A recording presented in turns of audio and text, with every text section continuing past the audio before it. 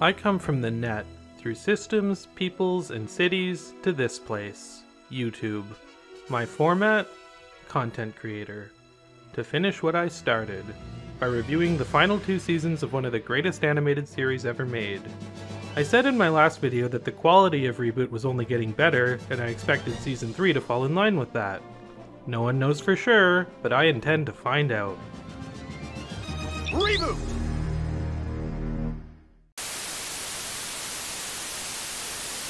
Picking up where the last season wrapped up, Bob is no longer around, and Megabyte is making steps towards taking over Mainframe and turning it into Megaframe.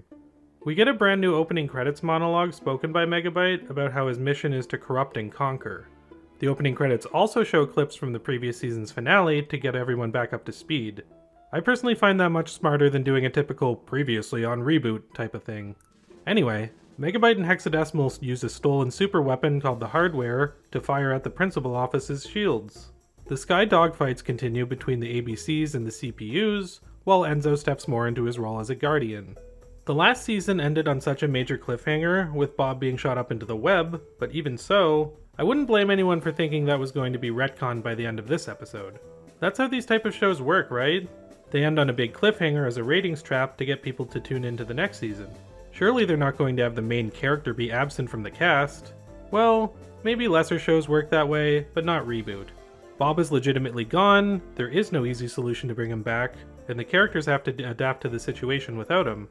Very ballsy choice, I must say, and thankfully, it pays off in the best way it could, as the characters all have major development thanks to no longer being able to rely on Bob.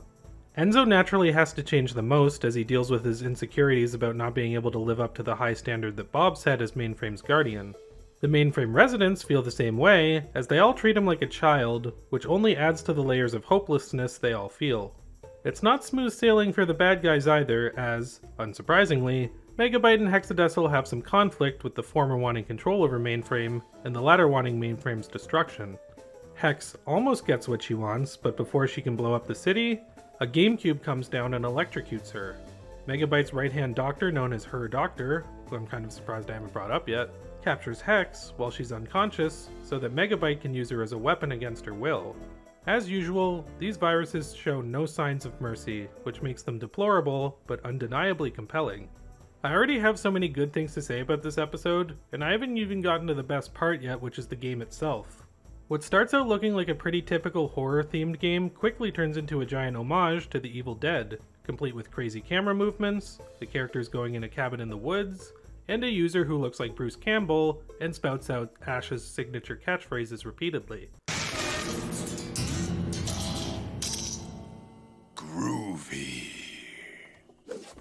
Being a huge Evil Dead fan, this absolutely blew my mind when I first saw it, and to this day, I think it's possibly the best homage in Reboot's history, as they really go all out with it. It even keeps true to the spirit of those films by using similar slapstick comedy. The fact that a show aimed at families would do an episode paying homage to one of the goriest movie franchises ever floors me. Something tells me the only reason they were able to do this was due to being dropped by ABC in the US, as the 3rd season of Reboot in general has a lot less censorship restrictions than the first 2. Guess y'all know to come to Canada for the real edgy children's show content. We are the country that gave birth to John Kay after all, which... Okay, yeah, sorry about that. But we also gave you Danny Antonucci too, so credit where it's due. What's great is that the show doesn't even stop at referencing Evil Dead, as Enzo reboots into a Michael Jackson lookalike who uses dance moves to avoid the user's attacks.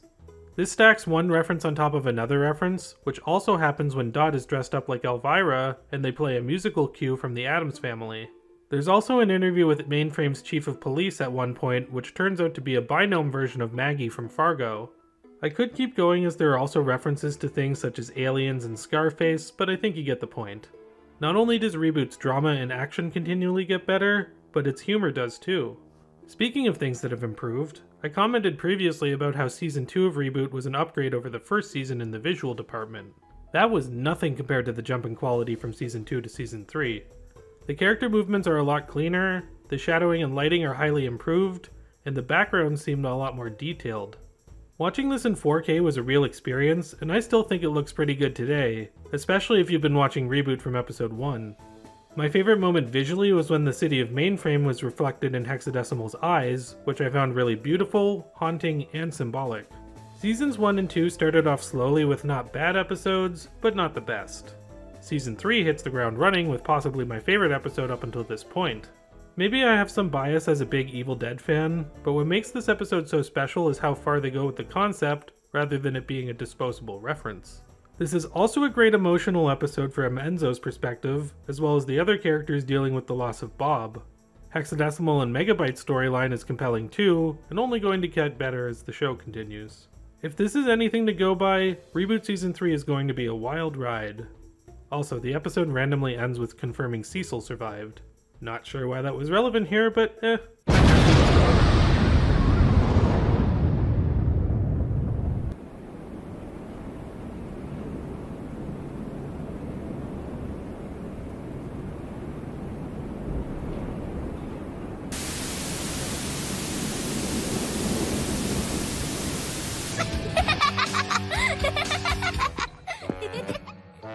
Terrific for you, but look at me! Enzo continues to struggle with gaining respect from Mainframe residents, which is in no way helped by Megabyte putting out propaganda and blocking Enzo from entering games. Eventually, Enzo and Andrea do a maneuver into a game with the help of Mouse in order to prove their capabilities and increase morale in Mainframe. Much like the previous episode, there is a lot to talk about both in terms of the game and what's happening in Mainframe, so I'm going to start by talking about the latter. The show continues to build on the emotional story established in the previous episode in terms of Enzo struggling with his confidence. It's easy to feel a lot of sympathy for him, as he was unwillingly put into this situation. At the same time, with Megabyte taking over, we also can't totally blame the Mainframe residents for being apprehensive about a child being the guardian of their system. In a way, I'd even argue that the reaction of the Mainframe residents are somewhat parallel to us as an audience. Bob wasn't just the guardian of Mainframe, he was also the main protagonist of this series. Enzo has to fill his spot in both cases, which he is more than capable of doing. The way that he proves himself by the end of this episode is really uplifting, as is his relationship with Andrea, which Fong accurately deduces as love blossoming between them. Mouse also gives Andrea a Reboot badge, which allows her to enter games without staying in them as a game sprite. On the villain side of things, Megabyte hires Cyrus to put up posters defaming Enzo around town.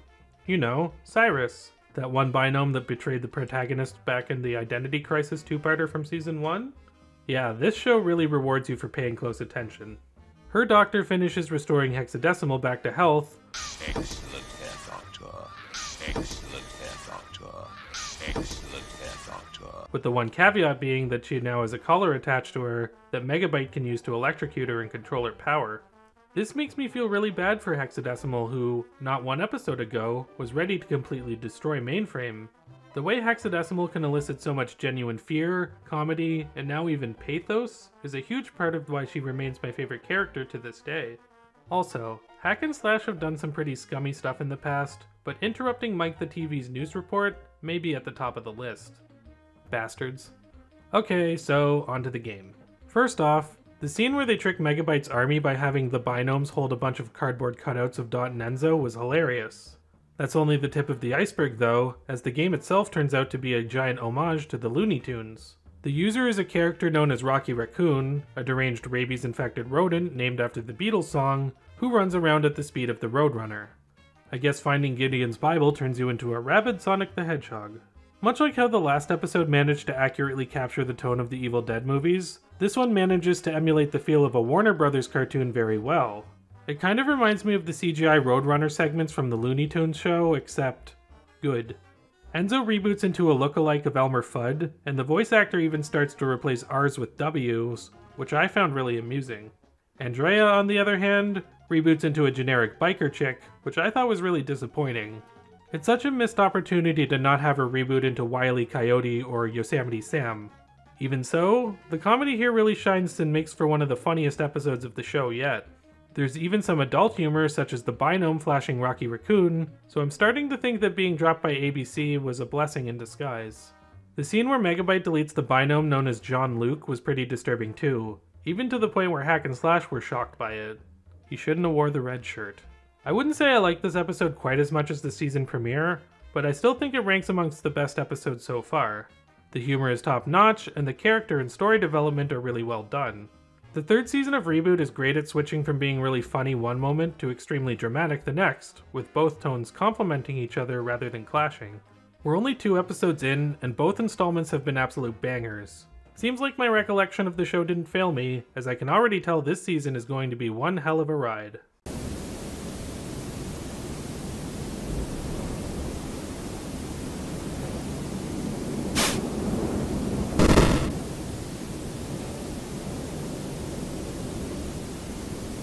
Like a fireball.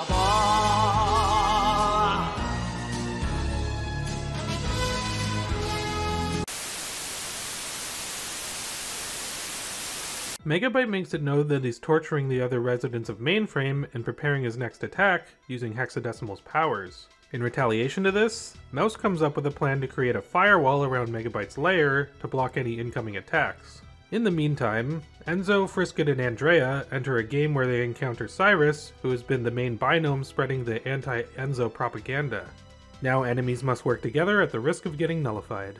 Just when you thought Reboot pushed its referential humor as far as it could go in the previous 2 episodes, this one comes along and cranks it up to 11. Oh wait, they made that reference in Talent Night. Okay, this one cranks it up to 12, so suck on that, Spinal Tap. The opening sequence of this episode features a ski chase that references On Her Majesty's Secret Service, complete with similar framing and sound-alikes of the 007 theme.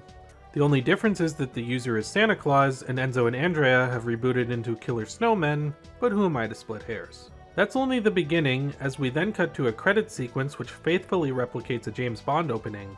After that, we return to Mainframe and the Bond parodies are kind of downplayed, until we meet Hugh Branch, a parody of the character Q, who explains gadgets to Fong, Dot, and Mouse. The Bond references continue when Enzo enters the second game. Here, Enzo reboots into Bond's signature attire, although the game itself is a recreation of Andy's room from Toy Story. Not only that, the user turns out to be Penelope Pitstop, whom they must defeat in a race, with Cyrus and Frisket rebooting into Dick Dastardly and Muttley. So basically, this episode starts off as a James Bond parody, then turns into a simultaneous parody of wacky races in Toy Story, all the while remaining a James Bond parody. There are other references scattered throughout to things such as Crash Test Dummies, Die Hard 2, and even O.J. Simpson's Police Chase, because why not? This show really impressed me with how far it's able to push its humor without going off the deep end completely, or drowning out the character drama. Speaking of which, let's get into the character interactions.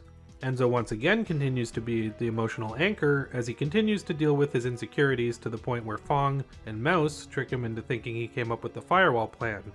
You'd think entering a game with Cyrus and a bunch of Binomes siding with him would make things worse, but Enzo manages to prove himself by saving the day. Cyrus in particular has a very intriguing arc in this episode where he learns the error of his ways and sides with Enzo in order to not be nullified. Throughout the series so far, Cyrus has gone from siding with Dot to betraying her for Megabyte to betraying Megabyte for Enzo. He swings back and forth more than the testicles on a tanuki. Cyrus is captured by Hack and Slash at the end of the episode for switching sides, which really makes us worried about his fate. This is especially due to Megabyte getting more ruthless with every passing episode, even being amused at the way he tortures Hexadecimal here. Now that I command Hexadecimal's power, none can stand against me. You did that? To your own sister? Yes. It's rather good, isn't it? I'd say I like this episode more than the previous one, but not as much as the Season 3 premiere. Regardless, it continues the trend of absolutely fantastic outings that rank among the best in the show. We're really seeing Enzo step into his role as a guardian, even using certain phrases from Bob such as, "I can't go against my programming," and "This is bad, very bad." He may be a kid, but he is certainly proving himself as a guardian, not to mention making for a much more convincing James Bond than Roger Moore ever did. Jokes aside, this episode manages to be a great tribute to the 007 series, while still building on its own story in a meaningful way.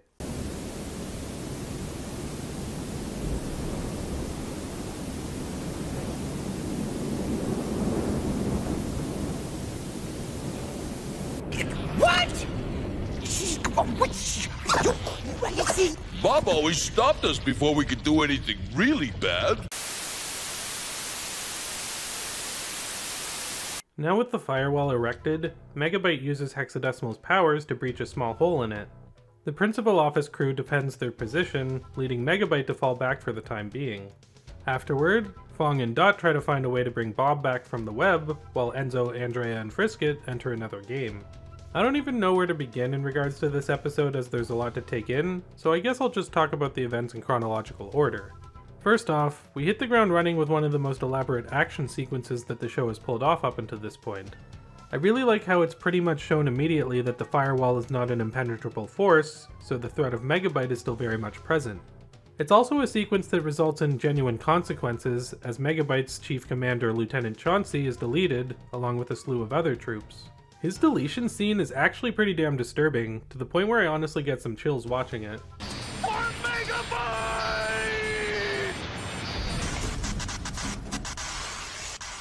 Afterward, both sides regroup and discuss their next course of action.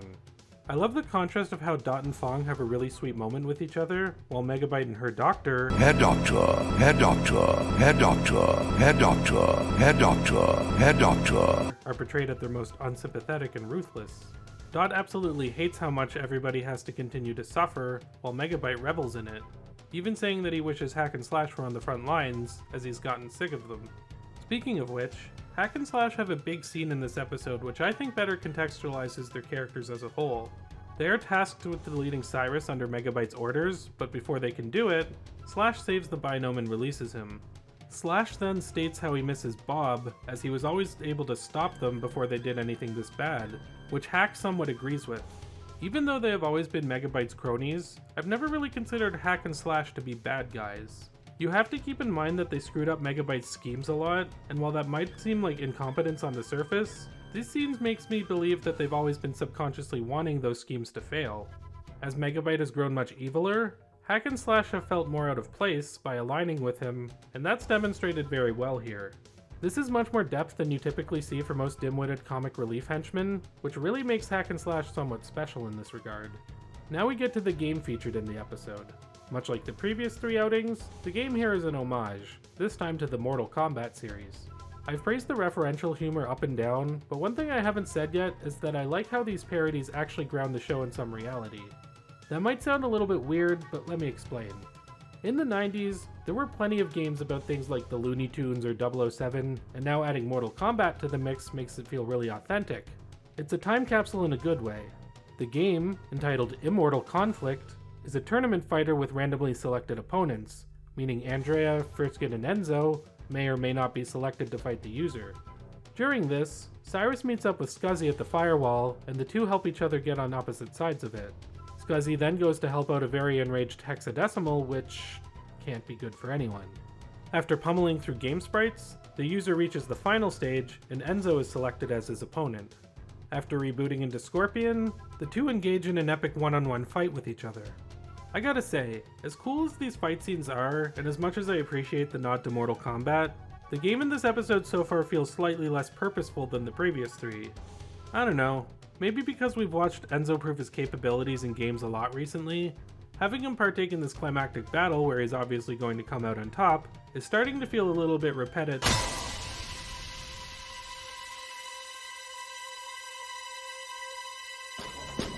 Oh. Well, disregard what I just said. This episode ends with the user actually winning, which I couldn't believe on my first viewing. Thankfully, Andrea knew how to change their icons into game sprite icons so that they can stay within the game without being nullified. That does, however, mean that they are exiting mainframe along with the game itself, leaving the city behind without a guardian, and everyone believing that Enzo, Andrea, and Frisket are nullified.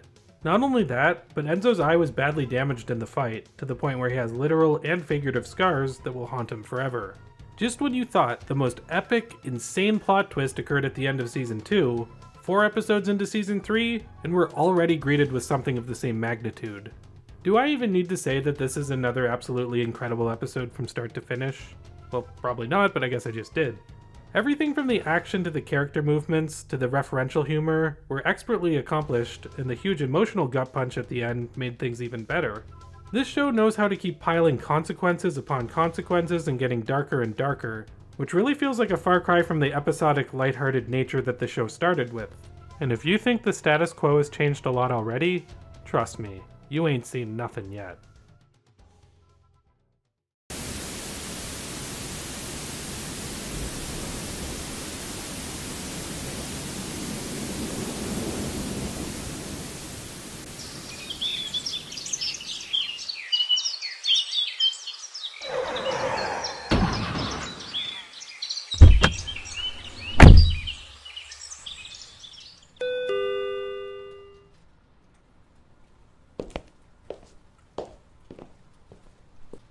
How may I help you today, sir?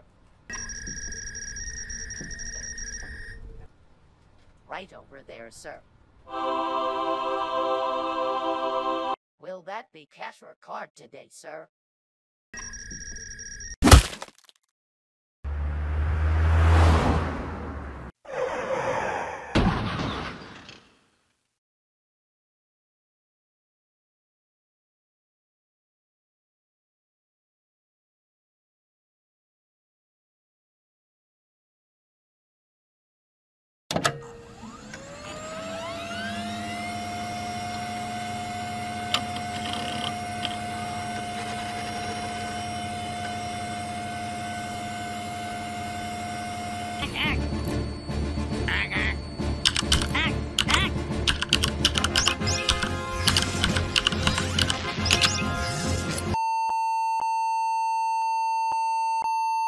After the mind-bending event of the last episode, how could we possibly go forward?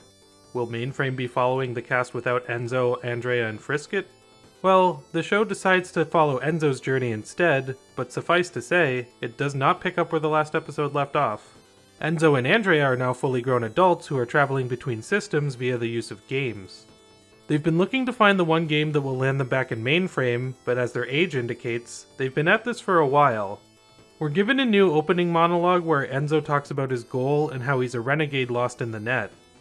I distinctively remember watching this episode as a kid, and I couldn't believe what I was seeing. This has to be one of the riskiest moves I've ever seen in an animated show, as the entire premise at this point has been, well, rebooted. On top of that, to give Enzo and Andrea such massive shocking character development so suddenly is something that still stuns me to this day. You almost expect them to pull a fast one and have this be a dream or something, but it isn't. What show would take this kind of an insane risk? Reboot would. Enzo is the one who has the biggest character development, becoming a muscular, hardened rogue who is bitter, reactionary, and cynical. A far cry from the upbeat, friendly kid we once knew. The thing is, despite the fact he's changed so much, we can absolutely understand how he came to this point due to the trauma he faced from not being able to protect Mainframe. He has mental and physical scars to show for it, replacing his eye with a golden prosthetic that he can use to target his enemies. When I first started watching Reboot, I had no clue Enzo would turn into the show's most tragic character, but lo and behold, that has happened here.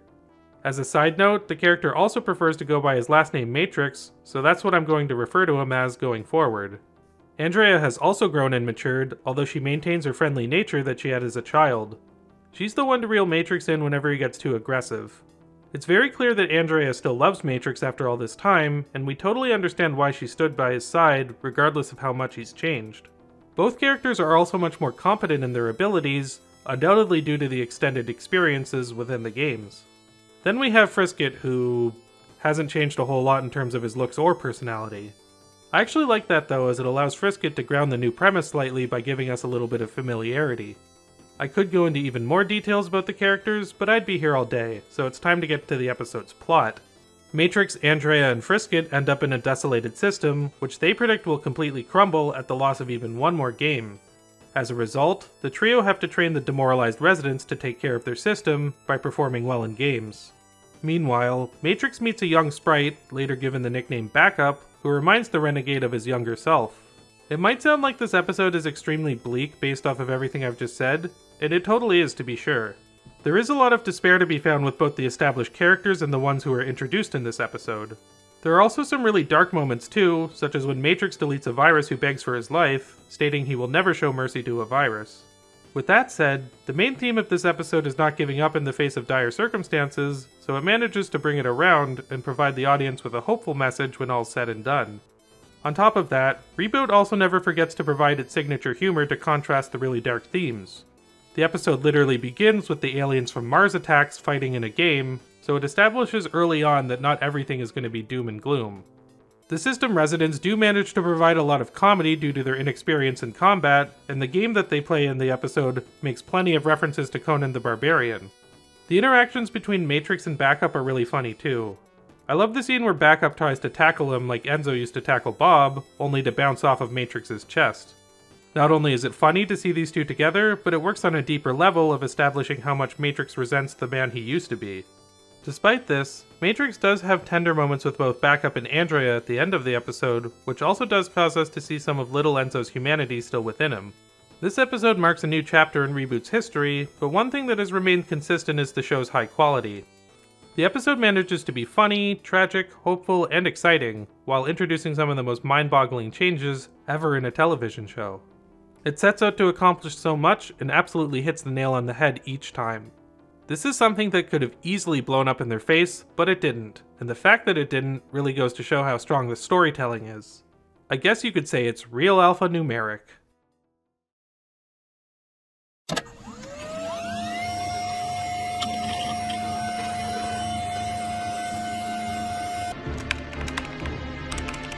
Rob, look out! Bob?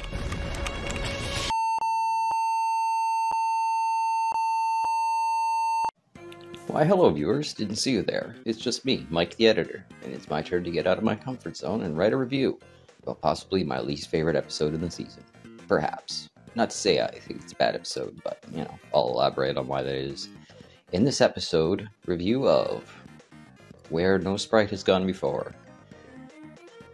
And of course, we'll open up this episode just setting the tone with, Andrea's log, game date unknown. We've entered a new system with the hope of finding mainframe. Yes, that's correct. A Stardate log. It's a Star Trek parody episode. That, of course, isn't the end of the parodies to Star Trek in this episode, and probably a few things I'll miss, but whatever, I'm not perfect.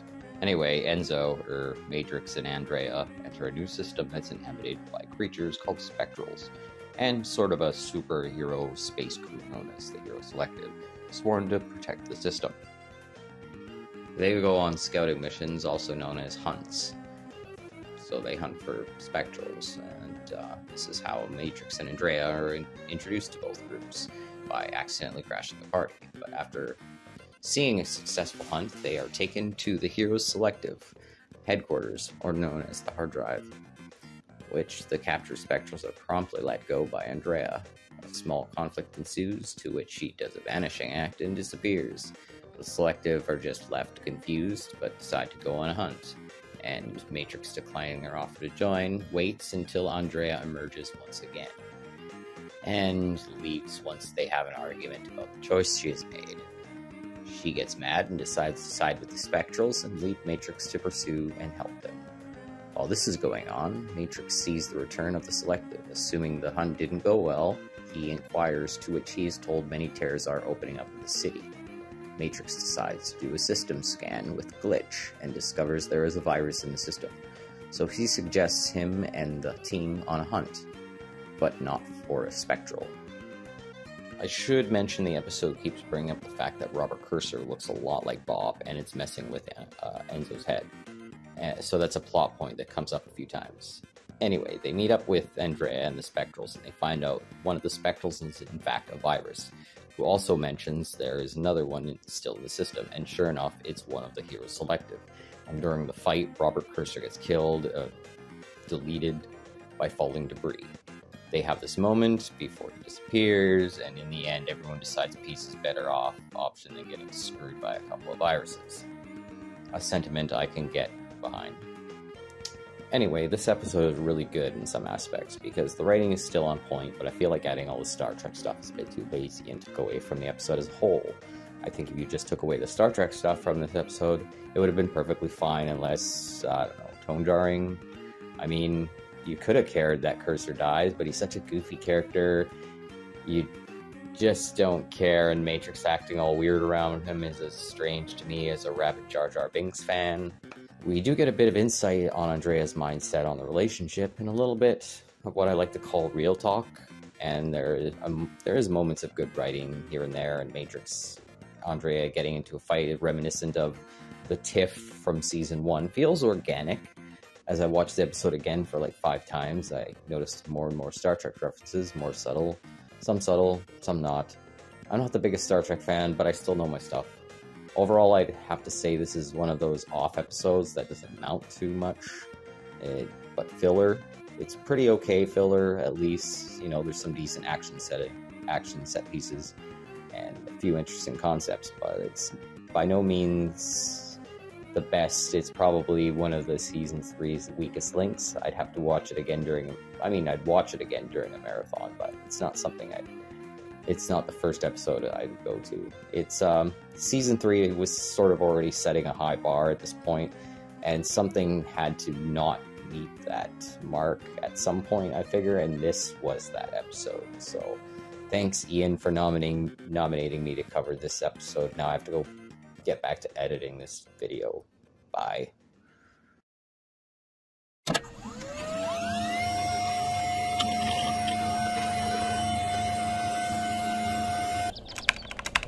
Mainframe? But it can't be. After ending up in another system, Matrix, Andrea, and Frisket finally find themselves in what appears to be Mainframe.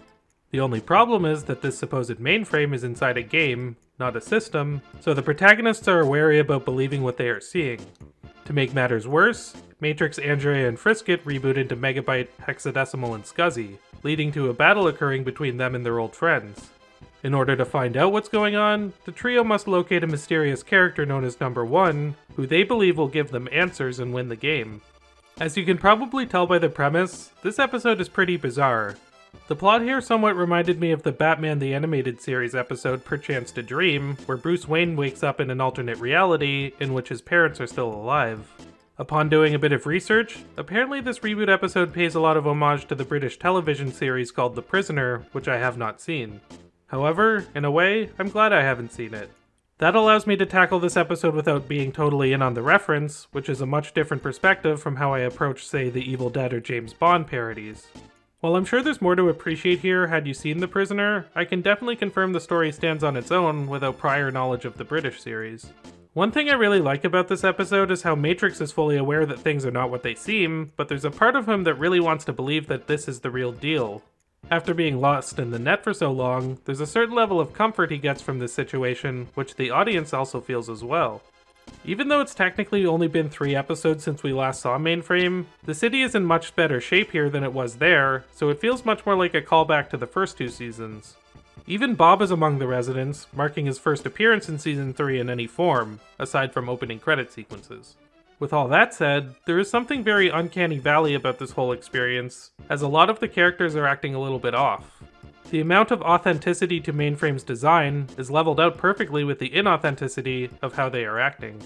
This not only applies to the characters like Bob, Dot, and Fong, but also Matrix and Andrea, who sometimes slip into Megabyte and Hexadecimal's voices. Nothing embodies the hate in Matrix's heart more than Megabyte, so to somewhat imply that the virus's personality could be overtaking him is a scary thought indeed. The episode organically gets much darker and trippier as it progresses. I really like the themes that this episode explores when it comes to living in your fantasies, even if you know it's not all that it's cracked up to be. It provides a very solid emotional arc for Matrix to experience, but I'd be lying if I didn't say that it ends on a bit of a cop-out. I knew full well while we were watching it that things weren't what they seemed, but I guess I was hoping for something a little bit more creative than the "it was all just a dream" cliche. At the very least, I was expecting some sort of diversion of that trope, but nope, it was really just a dream.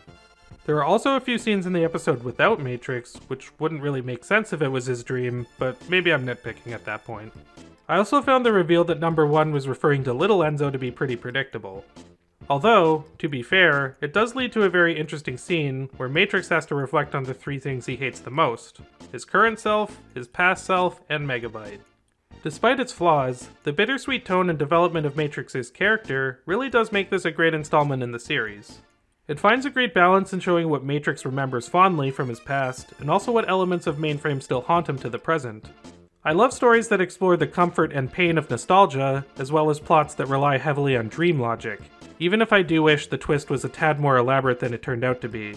Even if it doesn't top the list by any means, this is another fantastic outing in Reboot's 3rd season.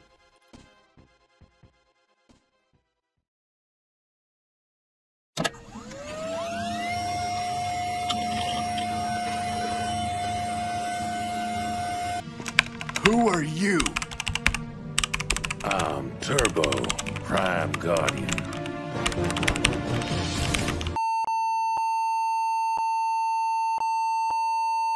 Matrix, Andrea, and Frisket find themselves in a new system that apparently has portals to the web, bringing them one step closer to finding a route to mainframe.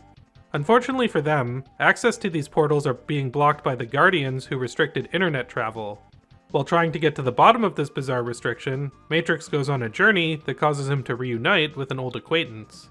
This is a significant episode as it really does feel like we're getting to the next step of the journey.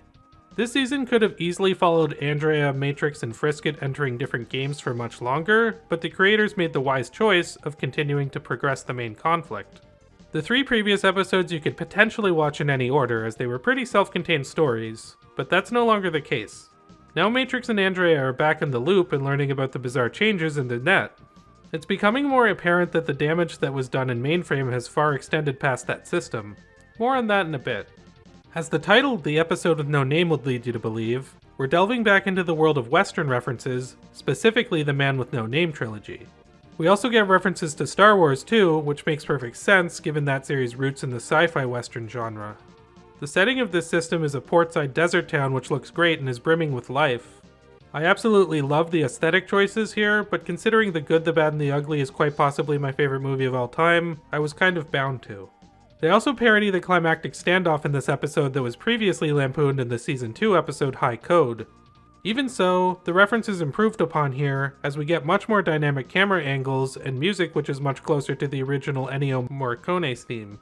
The payoff to that scene is pretty gruesome too, as Andrea fires poison darts into the yellow bitch's throat. Yikes. Anyway, as I teased earlier, Matrix does come in contact with a familiar character, that being the Prime Guardian Turbo. He explains to Matrix that while he was hopping through games, a super virus named Damon infected the supercomputer, infecting every single Guardian with the exception of Matrix and Bob, who were both lost. While Turbo is fighting said infection for the time being, succumbing to it would make him a servant of Damon, which is why the other Guardians have been acting so strangely. Damon was also the one who sent the web creature to mainframe which nearly destroyed the system, so we're now dealing with a much bigger threat than anything we've seen up until this point. I really like how Turbo goes from being an antagonist who almost destroyed mainframe to a sympathetic ally of Matrix in one episode. He also explains that Matrix and Andrea have not been away for as long as they think because time works differently in games, causing them to compile up faster. I'm happy he brought this up because I always wondered how time could work via nanoseconds in mainframe if the user is being controlled by a human. Didn't expect the show to address this, but I'm glad it did. Overall, this is a really solid transitional episode that features a lot of great action, visuals, referential humor, and story development. The appearance of Turbo was a nice surprise, and I'm glad we got a much more elaborate explanation of this character. This was a great way to wrap up the show's game-hopping era. At the end of the episode, Matrix and Andrea learn that if they want to get back to mainframe, they're going to have to find Bob, as he has the key. Sadly, without a ship or access to the web, they are out of luck. Until the episode ends with them running into another old acquaintance. Pingers!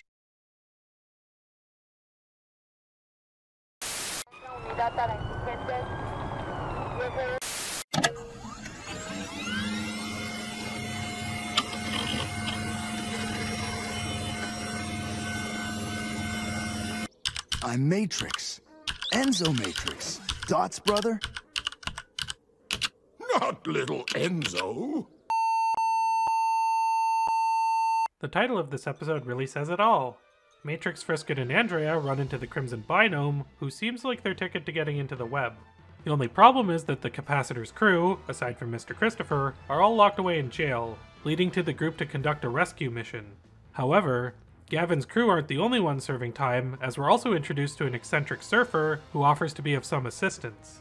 This episode starts with an altered opening, with Matrix now saying that his quest is to find Bob. It's probably cleared by now, but just for the sake of explanation, Reboot Season 3 is divided into 4 different arcs, each represented by a different opening monologue. The only exception to this was the episode Firewall, which did a James Bond parody for the title sequence. The first quarter of this season followed Megabyte's uprising in mainframe, the second quarter was about game hopping, and now the objective is to locate Bob. But in order to do that, we first have to deal with rounding up everyone. While the previous episode was by no means boring, it was very exposition heavy as we were getting more caught up with all the details necessary to move the plot forward. I'm happy to say this episode balances that out by being very fast-paced and full of great action. I love the personalities of the Saucy Mare crew, so it's really fun to see them all return and get to shine together. Their presence, combined with the lively action sequences, give off a lovable swashbuckling energy which is really fun. If nautical nonsense be something you wish, then watch Season 3 of Reboot and flop like a fish. Even Feathers McGraw returns in this episode, supposedly having joined the Saucy Mare crew after evacuating Mainframe. Oddly enough, becoming a pirate does kind of make sense for Feathers McGraw given his past as a jewel thief. Confirmed, Reboot is canon with Wallace and Gromit. It's not only them though, as this episode also introduces the character Ray Tracer. A search engine that literally surfs the net, Tracer is a bizarre addition to the cast in my opinion.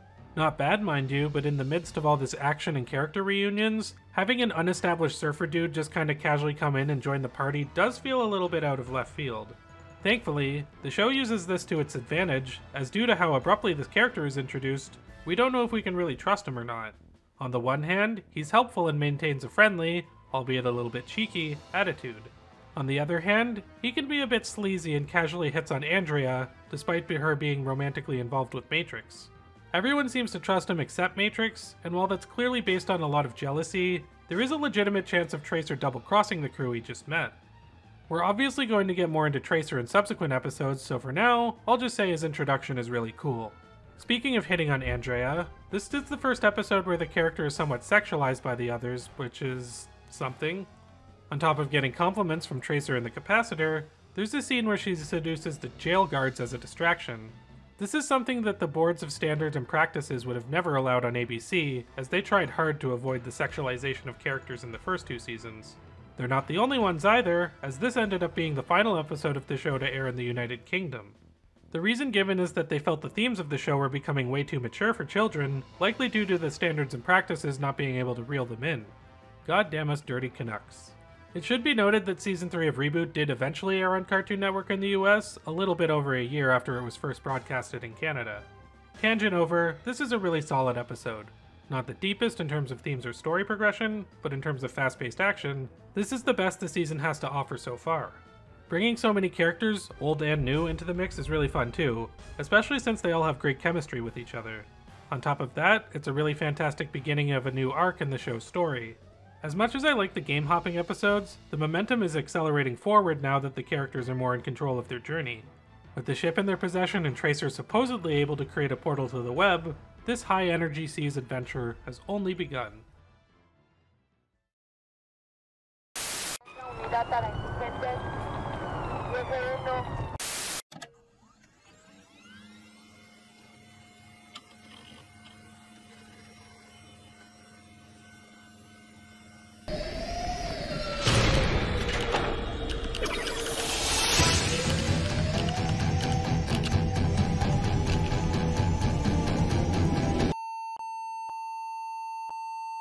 The Saucy Mare travels to a place known as the Edge of the Beyond, which has a tear that can go to the web. Finding copious amounts of debris there, the crew remodel the ship with skeletons of web creatures in order to have the shields protect them during web travel. While doing so, Andrea is bitten by a web creature that hatches from an egg and escapes through the tear. The Saucy Mare now must travel through the web and detain the web creature without killing it, otherwise Andrea will meet her demise. Ever since episode 1 of this show, we've been hearing talk about the web from pretty much every character, so I don't know about you, but I was pretty pumped to finally see what it looks like. Given the web is mostly comprised of energy and data, I wasn't really sure how they would pull off something so intangible. Luckily, they did, and it looks really great in a distorted, abstract sort of way. This might be the most colorful the show has looked so far, with the possible exception of the Painted Windows episode from Season 2. On top of that, this episode is a very natural progression of the previous one, amping the action and character conflict up even more. Matrix has a lot of envy over the way Tracer and Andrea interact, which is what causes Andrea to storm off from the ship and get bitten by the web creature in the first place. Even after Andrea is bitten by the creature, Matrix continues to fight with Tracer despite the fact he's clearly trying to help and understands the web better than the rest of the crew. This type of reaction really highlights the sadness behind Matrix as a character, especially with us knowing his past. The Capacitor even points out at one point that little Enzo would have agreed to Tracer's help, but that Enzo is long gone. Tracer and Matrix do end up working as a team together after Tracer almost dies and Matrix feels guilty. This is a great exemplification of why we can still sympathize with Matrix despite his less favorable characteristics. Enzo Matrix at this point is a great example of a tragic hero, possibly even more so than Frank Grimes. It's really fantastic writing when a character's actions can frustrate you this much because you know they're a really good person at heart.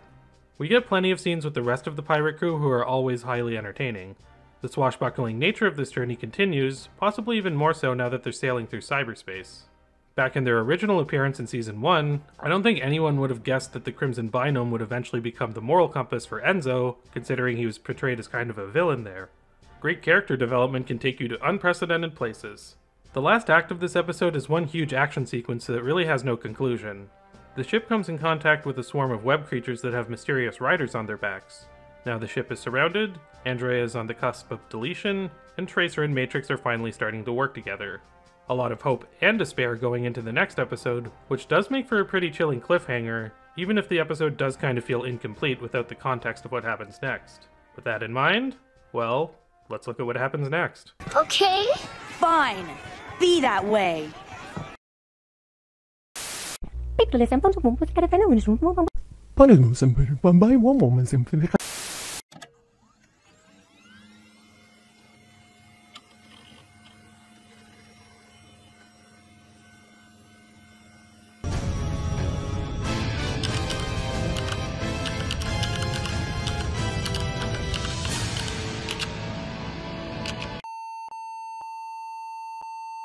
After surrounding the ship, the web creatures and their riders just kinda left and are nowhere to be found.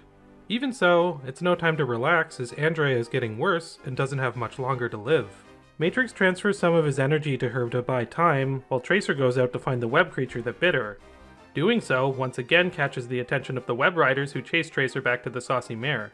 I expected this episode to start off right away with a huge climactic battle sequence given the previous episode ending, but instead, the first act of this episode is more dialogue and emotion heavy as all the characters are dealing with the possibility of losing Andrea. Matrix does have a moment where he lashes out at Tracer again, but this is followed by his own self-reflection on how his jealousy has gotten in the way of him. Thankfully, this is the last time that Matrix and Tracer have conflict over this, which is good because it shows personal growth on Matrix's part. That, and it was starting to run the risk of becoming a little bit repetitive. The Crimson Binome also goes through his own development when he gives a speech to his crew about how certain things are more important than treasure. For someone who initially seemed like a one-off villain, the Crimson Binome has become integral to the show's universe and a really endearing addition to the cast. As great as these character moments are, it doesn't take long for the action to ramp up significantly with the return of the web riders. Not only are the riders incredibly skilled at fighting, but the Saucy Mare crew is at a huge disadvantage, with Matrix having transferred a lot of his energy to Andrea. We also learn here that Tracer can be harmed through his surfboard. The action is really well done and right up there with the best the show has to offer. The web riders eventually retreat but return on much more dangerous rides. The riders use their new creatures to smash a hole into the Saucy Mare and capture the crew. Now the heroes have lost yet again. Or have they? A new commanding web rider shows up and tells his men to stand down, completely changing the tone. The rider then calls the Saucy Mare crew his friends and goes to shake Matrix's hand, only for Glitch to jump off and attach itself to his arm. The rider then goes down below, says hello to Frisket, restores Andrea's energy, and unmasks himself. If you haven't figured it out at this point, this is indeed the one and only Bob, who is wearing the suit to protect him from the web. This is an absolutely amazing reveal, as you can tell that it's Bob before the unmasking happens, but we're so happy to see him that it still makes you really want to stand up and cheer. They make a really funny callback to how Enzo used to tackle Bob too, which might be one of my favorite comedic moments in the show. Bob! Whoa! I think you're a little too big for that. This episode starts off great and only continues to get better. The first act is full of emotional depth, and the second act is full of high-octane action, both of which are done really well here. As for the final act, well, what can I say? It's the moment we've been waiting for since the end of Season 2, with Bob returning to the show's main cast. After everyone has gone through so much despair, this ending contained a very satisfying and uplifting moment that really made me realize how much I care about these characters. As great as Reboot has become in Bob's absence, I have a feeling it's only going to get better with his return.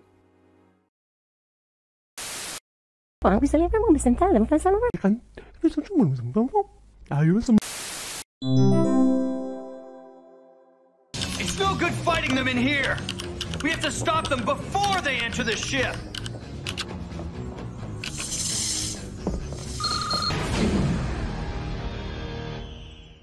The saucy mare crew are in high spirits, getting plastered along with the web riders for accomplishing their goal. Matrix, on the other hand, is having mixed feelings, believing that Bob may not be proud of the man who he's become.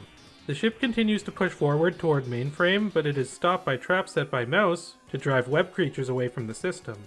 Given the efficiency of Mouse, these traps not only provide an obstacle for the crew, but put the life of the characters in jeopardy. The first act of this episode once again is very dialogue and character heavy, but do you think I'm going to complain about that when the last episode ended on such a big reveal? Hell, I'd be pissed if we didn't give Bob some time to interact with the cast we've been following. The scenes with the saucy mare crew getting plastered with the web riders is really funny. And yes, they're actually getting drunk. I especially love the parts where Tracer eats a slug and tries to speak in the web riders' language, only for him to massively flub up the words.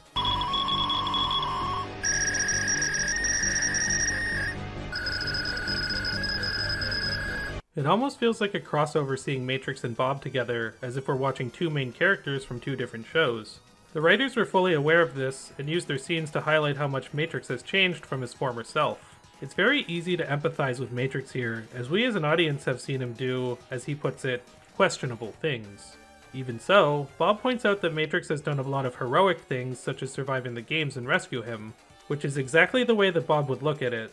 As much as he's changed physically and in terms of his abilities, this is the same old Bob we know and love. Aside from Bob, this episode also hints at the return of Mouse with its title. While she doesn't appear, we do get hints of her work when the ship enters an energy trap that she set after the events of the Web War. This is actually not all that different from how Mouse was first mentioned in the Crimson Binome episode from Season 1, before her actual appearance later in the Great Brain Robbery. Between the return of Bob and Mouse's presence, this episode is finally starting to feel more like the show we left at the end of the last season. From the second act onward, the episode becomes very action-heavy as the saucy mare takes more and more damage from lightning beams. Matrix uses his targeting eye to get the beams to sail them toward the tear, although it does burn the sails and causes the ship to power down in the process. Pixels then start eating the ship, causing Tracer and the web riders to make a force field from outside. Just when it looks like they're finally safe, another obstacle arises. Mouse's trap in this episode is almost as complicated as, well, the board game Mousetrap. It's really cool though, as it finds a way for the action to continually ramp up as the characters keep narrowly avoiding their death. The second trap separates the ship from Tracer and the web riders, leaving the crew without someone who can make a portal. That is until Bob uses the damaged glitch to download an upgrade that fuses the two together and turns Bob into a super guardian, or something. This allows Bob to fix the ship and make a portal to mainframe, which he does so while reciting his classic monologue. I come from the net. I search through systems, peoples, and cities. For this place, mainframe, my home. My format, Guardian. To mend and defend. This final sequence is the best way I could think of to cap off this story arc. It's hard not to be emotional as we know that we, along with the characters, are about to enter mainframe after such a long absence. It's a very powerful moment, and in my opinion, the best part of the episode. The character interaction and the action from the first two acts are also great as well, so there's a lot to appreciate here as a whole. How could you not love Bob having a starring role for the first time since Season 2? It's a great mix of the reboot that we remember from before, and the reboot that the show eventually became, which is only going to get even truer as we enter the season's final arc.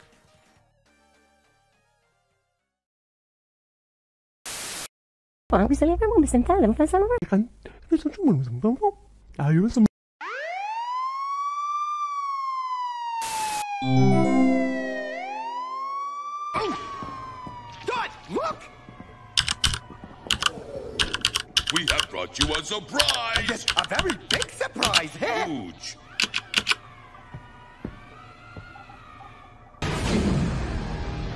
The characters finally return to mainframe, but as the title of the episode would suggest, the city has seen better days. Indeed, the bleak utopia of Megaframe has become a reality, and the results are arguably even worse than what we saw in the glimpse from Season 1. Everyone tries to piece together what happened in their absence, as well as reunite with some old friends we haven't seen in a while. With the beginning of a new arc, we're also naturally introduced to a new opening monologue, this time from Dot. It's so refreshing to hear her voice again, along with seeing characters like Fong, Megabyte, Hexadecimal, Mouse, Hack, and Slash in the credits. For the first two seasons of Reboot, it was very clear that Bob was the main character. In Season 3 up until this point, the focus shifted over to Enzo. Now that everyone is reunited, it makes it pretty obvious that there is no longer a main character, and the show is about these people working together as a team and as a family. One minor nitpick is that Dot's monologue is kind of inaccurate, as she states she's looking to the web to find Enzo, even though in the episode she says she thought he was nullified. Plus, the plot in this arc is more about taking back Mainframe than trying to find the sprites, but whatever. The past 8 episodes have been building up to a return to Mainframe, and now that we're here, it's a double-edged sword. We're happy to see the characters again, but it's devastating to see the city in so much ruin, so the emotions here are really conflicting in a good way. Much of the episode is told in a Godfather 2 style flashback structure, where we learn bits and pieces about what happened in between scenes of the present. After Scuzzy freed Hexadecimal, she went absolutely ballistic, destroying the Firewall and Hack and Slash. The two viruses engaged in a destructive duel that left Mainframe in its current state, with Megabyte supposedly coming out on top. Now that Megabyte is aware that Bob is back in town, he deduces that Megaframe is connected to the net once again, and quickly comes up with a plan to leave the desolated system. If you can't tell, this episode is very plot-heavy, which should come as no surprise given how long we've been away. It makes me wonder how different Reboot would be if the focus stayed on Mainframe where we watched this story unfold instead. I'm glad we didn't, as the show would have been very bleak and we would never have gotten to see outside of the system, but still, it really makes you think. Matrix and Bob eventually run into Hack and Slash, who have switched sides now and are working with Dot and Mouse. We find out in a flashback that Fong rebuilt them for help after they got destroyed by Hexadecimal. This reiterates what I said earlier about Hack and Slash never really being bad guys, which both Bob and Fong clearly understood as well. The scene where Dot reunites with Matrix and Bob is really great, as she's understandably going through many emotions here. Mouse even states out loud for the first time that Bob and Dot really do love each other, which, much like Hack and Slash being good guys, is something we've been consciously aware of since episode 1. There's so much happiness, sadness, regret, hope, and hopelessness happening inside Dot at once, so we really empathize with her a lot here. Suffice to say, she earned her position as the opening monologuer for this arc. We then learn through another flashback that Megabyte at one point broke into the principal's office after Hexadecimal destroyed his lair, with Fong staying back so that the others could make their escape. This led to Megabyte removing Fong's head from his body and keeping him in a jar in order to painfully extract information out of him. At this point, Megabyte might be the evilest character that Tony J has ever played. That includes Claude Frollo, Lord Dreg, and yes, even Lickboot. At least he just wanted some cash. We've got to have money. With Megabyte creating a tear, Bob realizes that Fong is still alive, as Megabyte got the codes from him. Before he could come up with a plan, Bob is summoned to Hexadecimal's lair, who clearly has other plans for him. It's a great note to end on, as we've caught up with pretty much every character in this episode except for her. Plus, you always know when Hexadecimal enters the story, shit is about to hit the fan. Some people might look at this episode and see it as being kind of slow, as there's so many flashbacks, very little action, and a lot of setup for what is about to come. For me personally, I think it's one of the best episodes in the season so far for the number of emotional moments amongst the main cast. It's devastating to see Mainframe in such disarray, but at the same time, bringing the characters back together really gives a sense of hope, which has clearly been missing for a while. And as bleak as it is, there are the occasional references to things like Star Wars and Aliens that remind us of Reboot's clever humor. It's masterfully done, and really makes me pumped for the final 3 episodes of the season.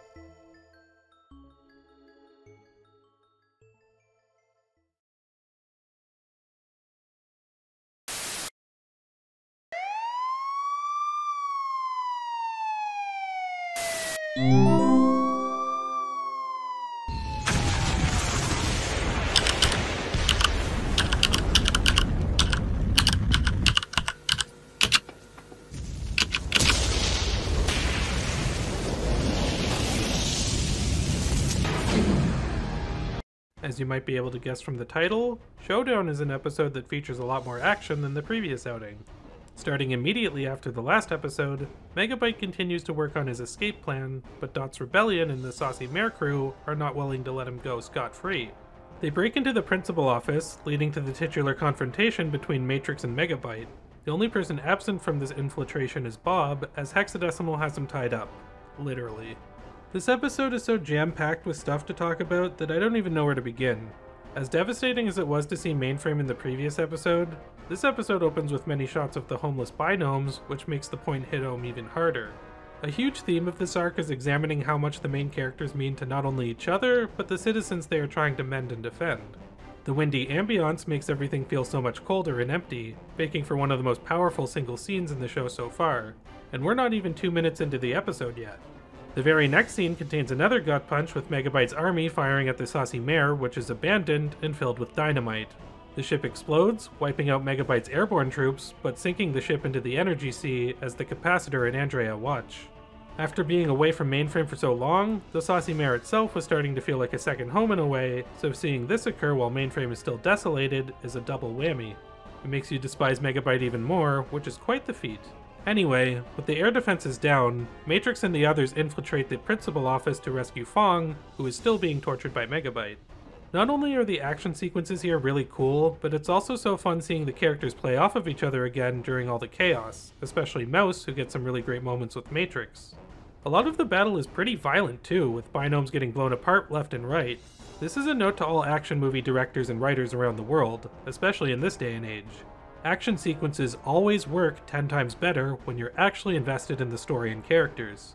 If a Saturday morning cartoon from the 90s grasps this concept, then there's no reason a big budget action movie can't as well. Before I get into the duel between Matrix and Megabyte, I do want to tackle the B-plot with Bob and Hexadecimal. What has become increasingly clear is that after losing the fight to Megabyte, Hexadecimal has become even more unhinged than before. She holds Bob hostage and plays with him like a toy, not making it clear if she intends to hurt him or not. Bob eventually notices that her mask is severely damaged and offers to heal it with an energy beam. He does so, and in a sequence that absolutely blew my mind as a kid, Hexadecimal can now move her lips and eyes instead of being constricted to her facial expressions of the masks. I've stated a few times previously that Hex is my favorite character, and let me summarize one more time why that is. On the one hand, she's hilarious and has a lot of natural charisma. On the other hand, she's terrifying, and whenever she's around, you know to keep your guard up. This season surprisingly got me to sympathize with her in a weird way due to Megabyte's torture. Now, here I am feeling happy, overjoyed even, that she's feeling a sense of freedom which she had never felt before. Such a bizarre journey for such a bizarre character, and I really couldn't ask for more if I tried. As much as I'd love to keep talking about Hex's story, I can't finish a review of the Showdown without talking about, well, the Showdown. And it's pretty spectacular.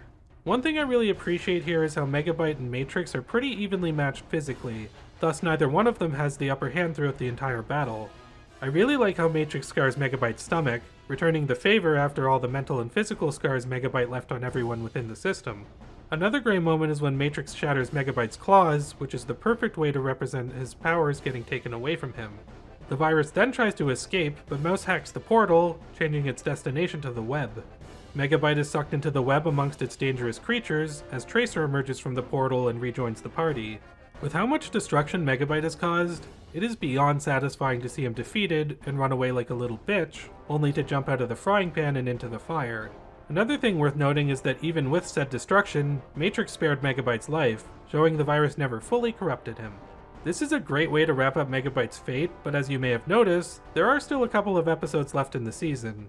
Indeed, the Sprite's victory is shortly lived, as we end on a cliffhanger with the system starting to shut down. Kind of abrupt, but the episode still feels complete with so many satisfying payoffs, heart-wrenching moments, thrilling action, and top-notch character interactions. From its opening shot to its final shot, and everything in between, Showdown is an absolutely fantastic installment in this series.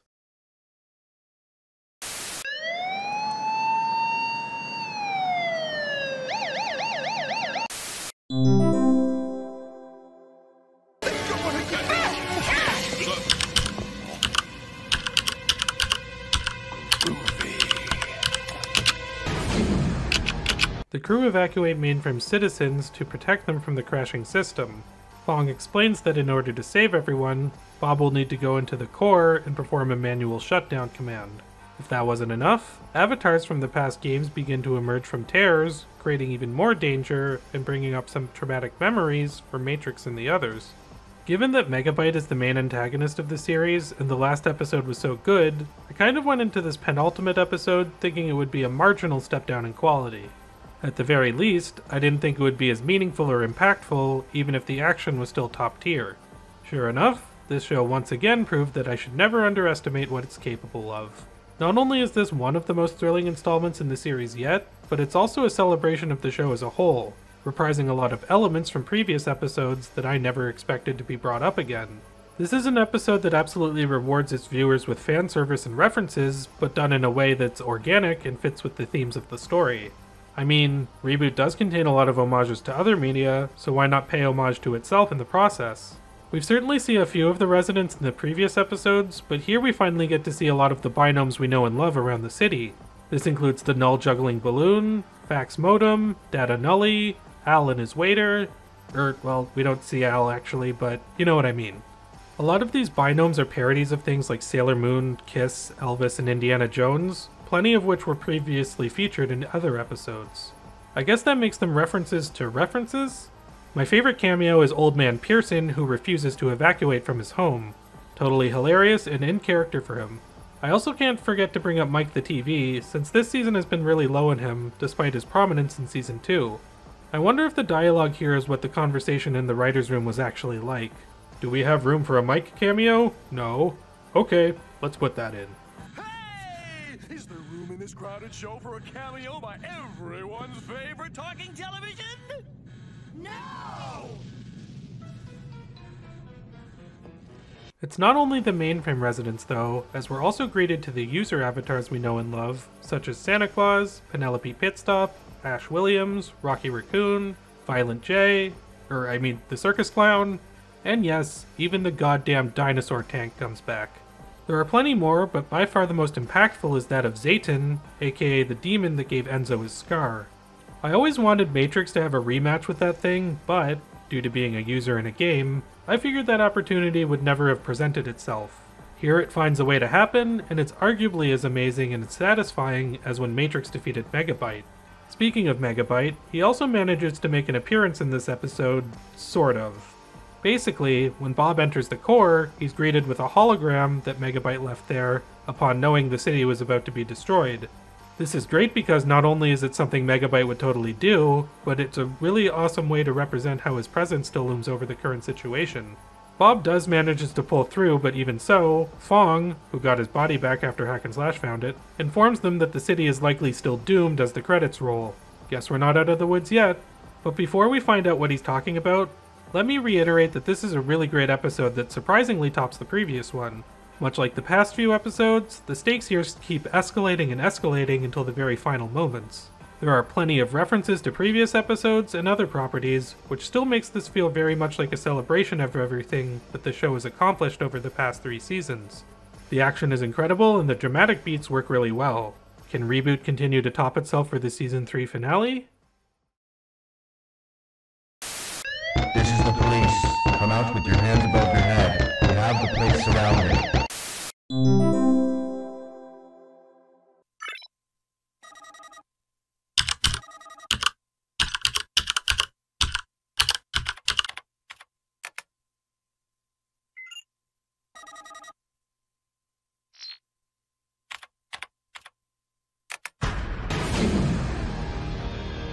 Fong clarifies what he meant in the last episode by saying that, while they stopped the situation from getting worse, Mainframe is too far gone to save in its current condition. When a GameCube falls from the sky, Bob suggests that everybody stay out of it as the loss could potentially cause the user to restart the system and restore Mainframe. It's a gamble that could potentially cost everyone their lives, but everyone agrees to see it through. After so much shit hit the fan in Season 3, this finale has a lot to live up to, and if Seinfeld has taught me anything, it's entirely possible to drop the ball at the very last minute. Does End Prog succeed or fail? In the first 10 minutes, the characters are in arguably their darkest moments as there is so little hope left, even with Bob's plan. Many of the characters are drinking and eating excessively, anticipating the possibility that this could be their last moment alive. It really reminds me of the incinerator scene from Toy Story 3, in the sense that they're all fearing death, and they're using their last moments to show how much they mean to each other, which is beautiful and tragic. Fong even saves Hexadecimal, albeit by Bob's assistance, by giving her a PID pin so that she can survive the crash if the system restarts. Side note, Hex revealing that she turned Megabyte's cronies into biscuits was disturbing and hilarious at the same time. Now, did I expect everyone in Mainframe to die here? Much like Toy Story 3, absolutely not. But I also wasn't sure if it was going to go according to plan either. I've learned my lesson in not underestimating this show. I talked previously about how I see the user as a clear allegory for God, and this is a prime example of how and why I feel that way. The characters are all putting their faith into the user, despite being simultaneously afraid that he or she won't restart the system, which is a legitimate possibility. Even though the user is an off-screen presence, they play a huge part in this show's world, so it makes perfect sense that this season would wrap up with them playing a sizable role. The characters fear the user, but at this point, they've done all they can, and the rest is up to the higher powers at hand. The system crashes and everything fades to black. What follows is probably the simplest thing that the show could have shown at this point, and, not gonna lie, that's what makes it so impactful. I don't think I've ever had so many emotions flowing through me while reading text on a black screen in a television show.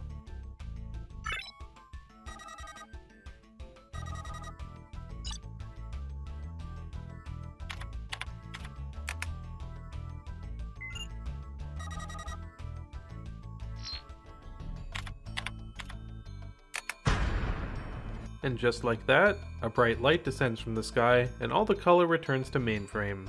Fireworks light up throughout the system, and the buildings are returned to their previous glory.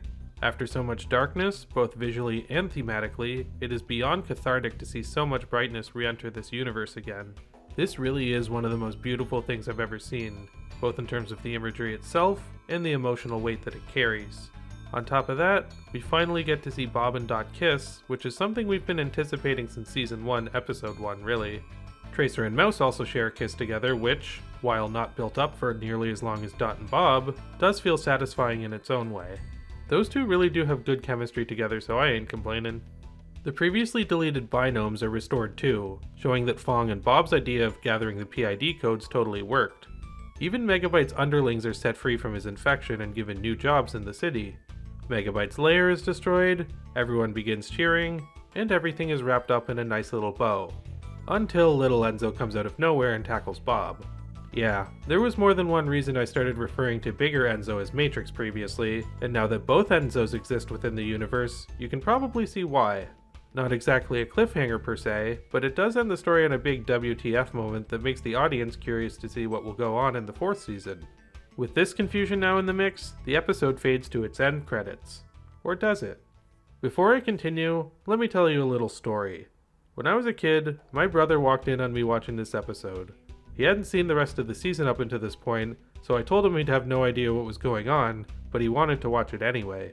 He did so, and as the credits rolled, we were about to get up when Mike the TV interjected and said the following.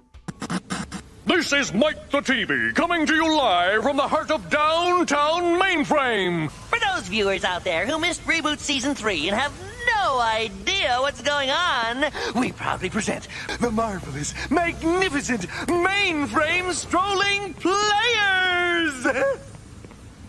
And yes, this episode does indeed end on a 5-minute retelling of the entire season, done in song, performed by the Mainstream Strolling Players. The recreation is done to the tune of I Am the Very Model of a Modern Major General, and it is absolutely hilarious. I believe this to be the funniest meta joke in the history of the show, and it really does make this episode even better. It also makes me wonder if the writers of the Avatar The Last Airbender episode, The Ember Island Players, saw this episode of Reboot. Not saying it's a ripoff, and that episode of television was great too, but it's pretty easy to notice the similarities. Perhaps it's because of the personal bias with my experience, but this is quite possibly my favorite scene in the history of Reboot, and will always stand out as my favorite memory of the show as a whole. Not that this episode needed help by any means to be great anyway. You may or may not have expected me to say this, but this is my favorite episode of the series. Granted, I haven't rewatched Season 4 by the time of writing this, but I seriously doubt that anything will knock this off the top of my list. This is an episode where we get to see the characters and the city at their lowest of lows before reaching their highest of highs. It works on every level imaginable, and the amazing sequence that caps it off is the cherry on the cake. Visually, dramatically, and humorously, the show has never fired on all cylinders quite as well as it does here, even though it's managed to juggle all 3 of those things many times in the past. Not only does Prog stick the landing, but it goes above and beyond anything I could have ever hoped for. With that in mind, let's jump into the episode rankings and I'll give my overall thoughts. Season 3 of Reboot is okay, I guess. It has some moments here and there, and I can't even say that with a straight face. Pardon my French, as I know this show is supposedly for all ages, but this season is fucking amazing. It's right up there with Moral Laurel Season 3 as one of the best runs of television I've ever seen in my life. I don't even know how to sum it up with words how incredible this show has become. The first 2 seasons were great, fantastic even a lot of the time, but now we're seeing a whole other beast entirely.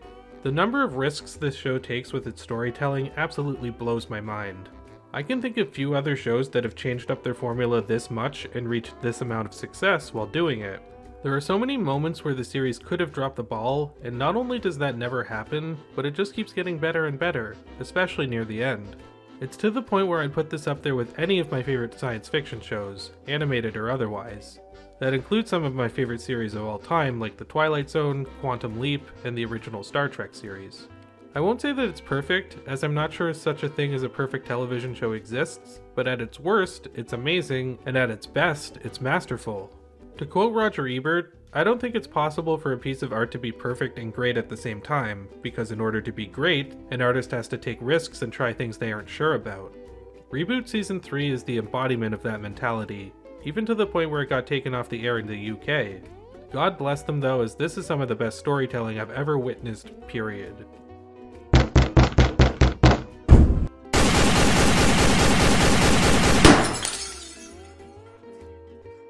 You're under arrest. Well, I would have gotten away with it if it weren't for those meddling kids. Blah blah blah blah blah blah blah blah blah blah blah blah blah blah. Blah blah blah blah blah. Blah blah blah blah blah blah blah blah blah blah blah blah blah. Blah blah blah blah blah. Blah blah blah blah blah blah blah blah blah blah blah blah blah.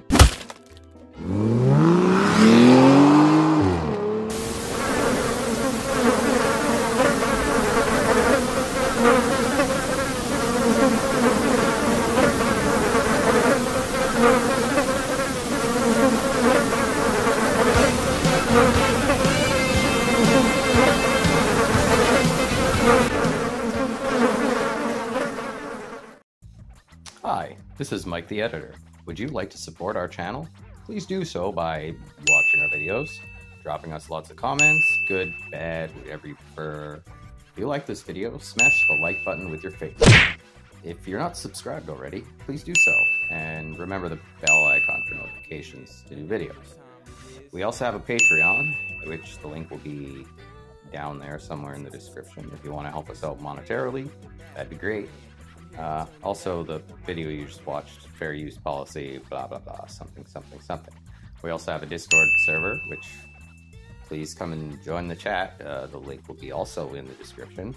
We already got a lot more content in the pipeline, so please stay tuned. Thank you.